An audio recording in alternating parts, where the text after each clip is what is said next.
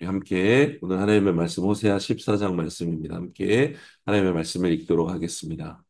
이스라엘아 내 하나님 여호와께 돌아오라. 내 죄악 때문에 내가 넘어지게 됐다. 너희는 모든 말씀을 가지고 여호와께로 돌아오라. 그에게 말하라. 모든 죄악을 제거해 주시고 은혜로 받아 주셔서 우리가 우리의 입술의 열매를 드리게 해 주소서. 아시리아가 우리를 구할 수 없습니다. 우리가 말에 오르지 않을 것입니다. 우리 손으로 만든 것을 우리가 더 이상 우리의 신이라고 말하지 않겠습니다. 고아가 주께 궁일이 여김을 받기 때문입니다. 내가 그들의 변절을 용서하고 내가 그들을 기꺼이 사랑할 것이다. 내 진노가 그들에게서 떠났기 때문이다. 나는 이스라엘에게 이슬을 갖고 이스라엘은 백합화처럼 피어날 것이다. 레바논의 백향목처럼 그 뿌리가 내릴 것이다. 그의 어린 가지들은 자라날 것이고 그의 영광은 올리브 나무 같을 것이고 그의 향기는 레바논의 백향목 같을 것이다. 그들이 돌아와 내 그늘 아래 거주할 것이고 곡식처럼 소생할 것이며 포도나무처럼 자라날 것이다. 그의 명성은 레바논의 포도주와 같을 것이다. 에브라임이 말하기를 내가 우상들과 더 이상 무슨 상관이 있는가 하는구나. 그러므로 내가 듣고 보살펴 줄 것이다. 나는 잎이 무성한 삼나무 같으니 나로 인해 내 열매가 맺힐 것이다. 누가 지혜가 있어 이런 일을 분별하겠느냐? 누가 분별력이 있어 이해하겠느냐? 여호와의 길은 옳으니 의인들이 그 길로 다닌다. 그러나 번제자들은 그 길에서 걸려 넘어진다. 엔. 오늘 이 말씀은 이제 호세아서의 마지막 말씀입니다.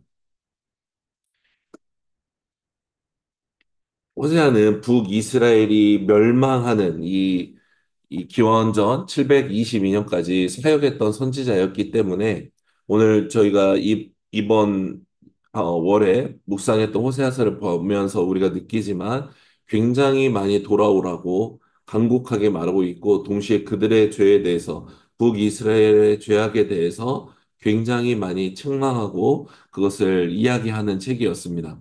오늘 호세아서의 마지막 말씀도 이 돌아오라는 메시지가 함께하고 있습니다. 특별히 오늘 본문에는 반복해서 등장하는 이 중요한 단어가 돌아오라는 단어인데 이 돌아오라는 단어로 표현된 히브리어가 바로 슈브입니다. 우리 지난번에 창립기념 집회 때 지용훈 목사님 집회 때도 설명했던 단어이기도 하고 굉장히 중요한 단어라고 할 수 있겠습니다. 오늘 1절, 2절, 4절, 7절에 반복해서 등장하고 있는 단어가 바로 슈브, 돌아오라는 단어입니다. 하나님은 언약 백성 북이스라엘에게 반복해서 말합니다. 돌아오라. 남편을 뒤에 버려 두고 떠나버린 여인이여 돌아오라.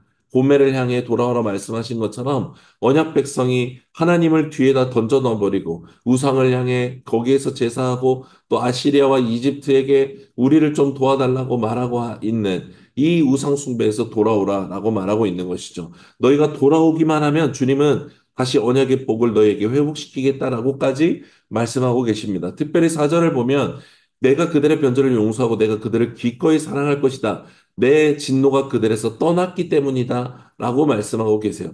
여러분, 하나님은 죄를 미워하시고, 특별히 죄인 줄 알면서도 저지른 죄, 고범죄에 대해서는 엄히 다루시는 하나님이세요.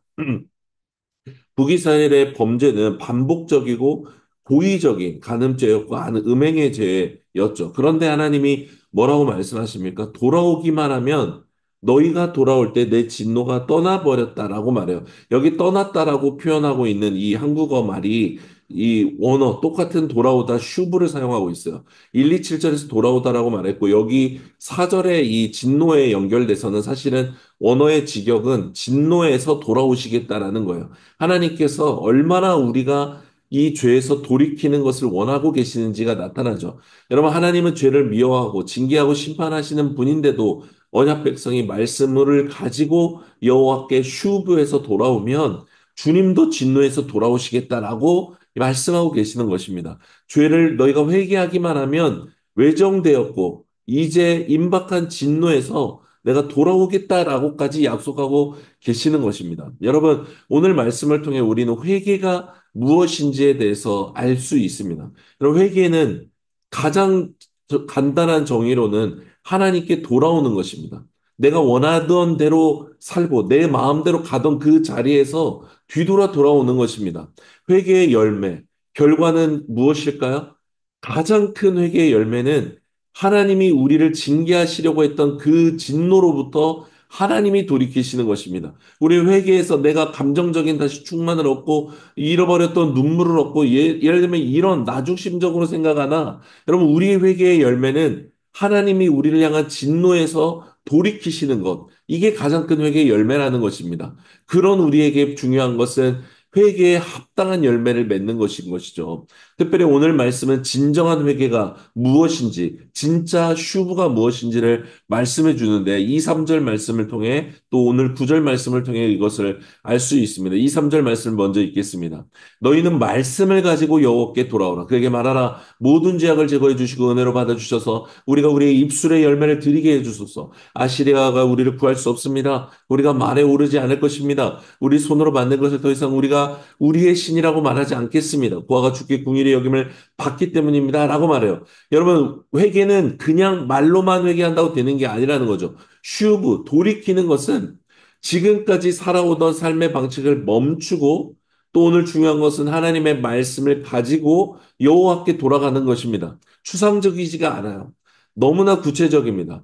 세 가지 이 3절에 구체적으로 이렇게 말하면서 돌아오라라고 가르쳐 주시는데 첫 번째가 뭐예요? 아시리아가 우리를 구할 수 없습니다. 라고 고백하라는 거예요. 여러분 북이스라엘과 이외 남유다의 죄는 무엇이었습니까? 언약 백성, 하나님이 우리의 주님, 우리의 군주가 되시는 그 믿음을 가졌음에도 언약의 하나님을 의지하지 않고 아수르, 바벨론, 이집트와 같은 이 온갖 제국들에 의지했던 그것이 바로 음란함이요 죄악이었다라는 것을 하나님께서 말씀하세요. 우리에게 적용하자면 말로는 하나님을 주님이라고 시인하면서 내 직업과 승진과 돈과 학벌과 내 인생을 뭔가 좌지우지할 수 있는 그것들을 진짜 주님으로 믿고 있는 것. 그게 죄라고 말씀하시는 것입니다. 하나님과 재물을 겸하여 섬길 수 없다라고 말씀하시는 것이죠. 언약 백성 이스라엘은 한 번도 자기들의 군사력으로 전쟁에 승리하고 평화를 얻었던 적이 없습니다. 모든 전쟁에 하나님께서 앞서가시며 이스라엘로 승리케 하셨습니다.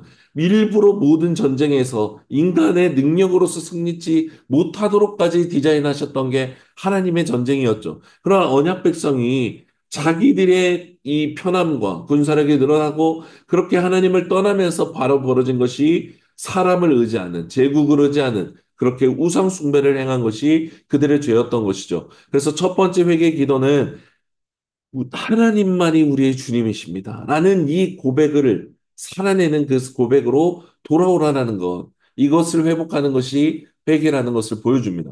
두 번째, 우리가 말에 오르지 않을 것입니다. 라는 말은 무엇입니까? 말에 오르지 않는다. 여러분, 고대 전쟁의 말, 이 기마의 규모는 전쟁을 좌지우지하는 굉장히 중요한 군사력이었죠.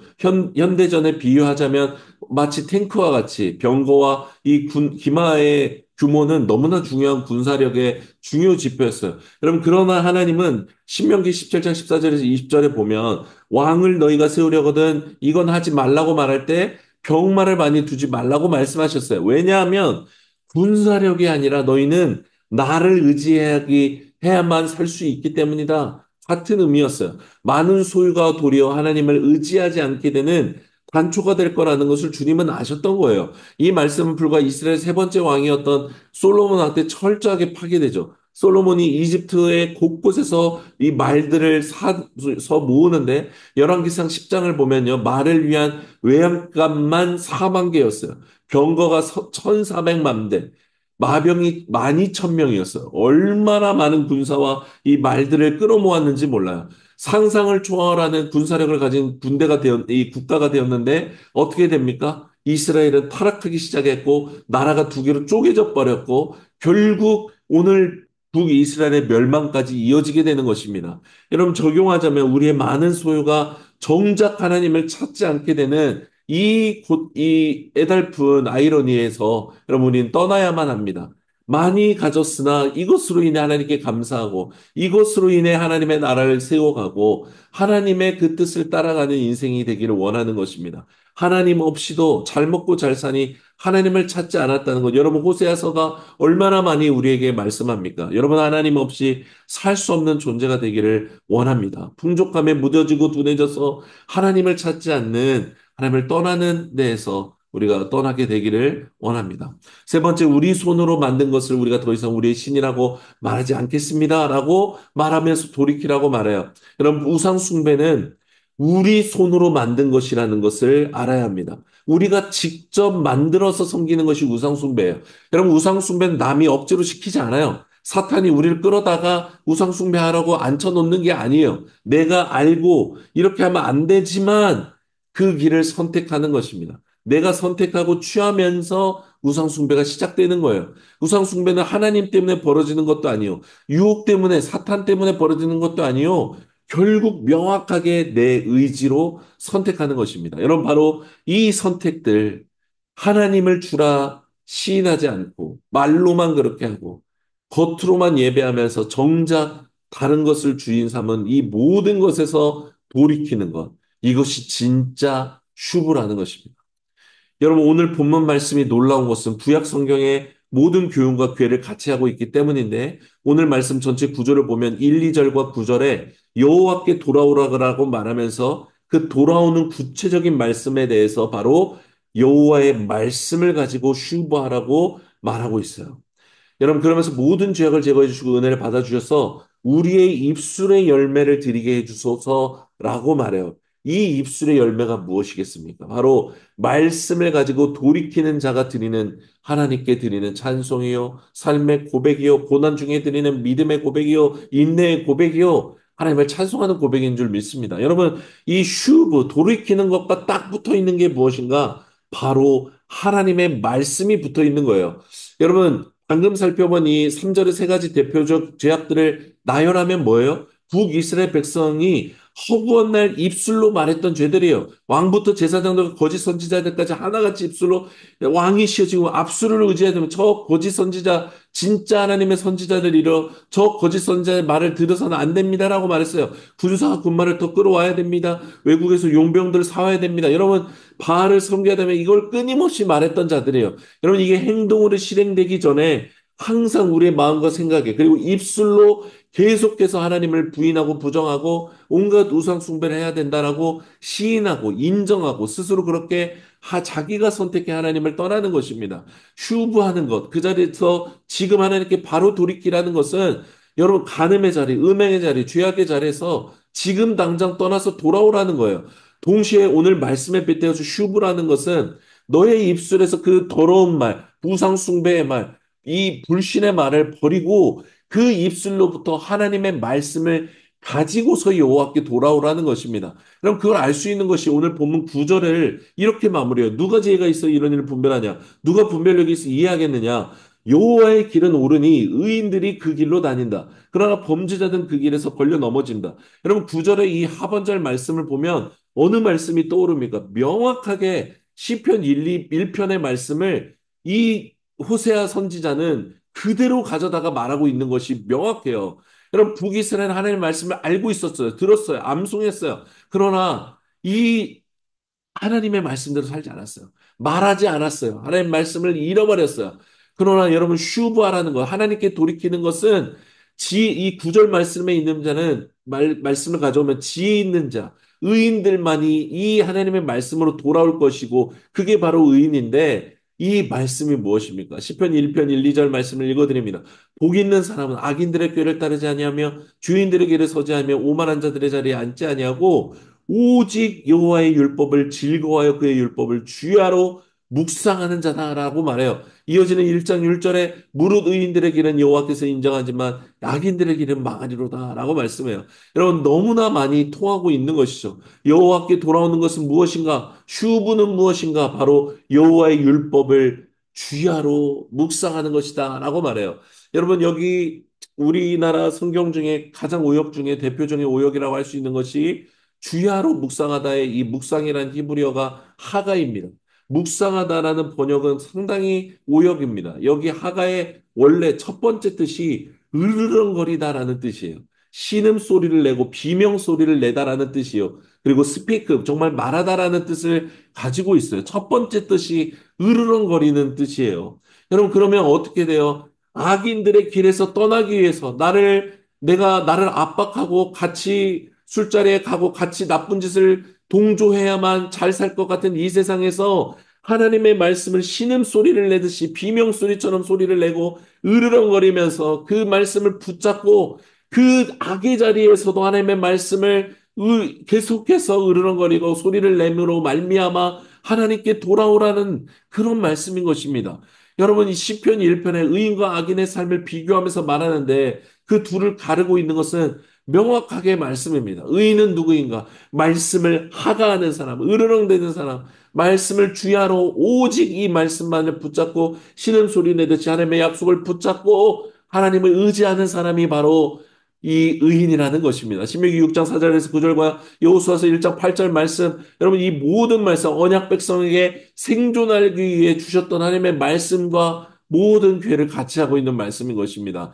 여러분 하나님의 말씀을 하가하는 것, 주야로 하가하는 것, 이것만이 유일한 방법이다라고 주님이 가르쳐 주시는 것입니다. 앉았을 때나 일어날 때나 길을 갈 때나 누워 있거나 언제나 하나님의 말씀을 하가라는 것이 신명기의 말씀인 것이잖아요. 여러분 회개란 무엇인가? 어떻게 우리는 의인으로서 하나님께 그때마다 돌아갈 수 있는가? 우리의 삶의 순간에 얼마나 많은 유혹과 이 세상을 향하여서 그냥 멍하면서 살아가는 순간이 얼마나 많은데 어떻게 하나님께 그때그때 돌아갈 수 있는가? 어떻게 슈브할 수 있는가? 이것은 바로 하가하는 삶, 하나님의 말씀을 소리내어 주님의 말씀 앞에 그냥 원초적으로 우리의 육신과 우리의 생각과 눈과 귀를 하나님께 고정하는 수밖에 없다라는 것을 주님이 이미 말씀해 주신 것입니다. 여러분, 가장 원초적인 것이 가장 능력이 있습니다. 여러분, 그냥 헬스장에 가장 원초적으로 그냥 한두 시간 있어야만 우리의 몸이 변하는 것처럼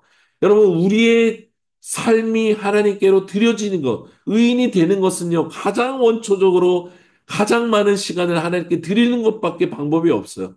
그러나 일이 바쁘고 살아가는 걸 바쁘는 이 생각 가운데 우리가 하나님 말씀 앞에 슈브하에서 하가할 수 있는 유일한 방법은 말씀을 들고 다니면서 읽고 그것이 암송되어져서 계속해서 속으로 되뇌이면서 일할 수밖에 없다라는 것입니다. 기도가 물리적으로 우리의 몸과 우리의 모든 육체를 본능을 멈추게 하고 하나님 앞에 머물게 하는 것처럼 말씀을 소리내는 것, 하가하는 것은 여러분 우리의 입과 우리의 생각과 모든 것을 사로잡아요. 다른 사람 욕을 할 수 없어요. 이상한 소리 못 해요. 악인과 함께 악을 도모할 수 없어요. 불가능해요. 여러분 하다못해 큐티책 하나만 성경책 하나만 사무실에 갖다 놔도 여러분 죄악에서 우리를 많이 돌이킬 수 있게 도와줍니다. 여러분 그런데 우리가 말씀을 하가한다면 우리의 삶은 더욱더 하나님께 나아갈 수 있는 가장 큰 능력이 되는 것입니다.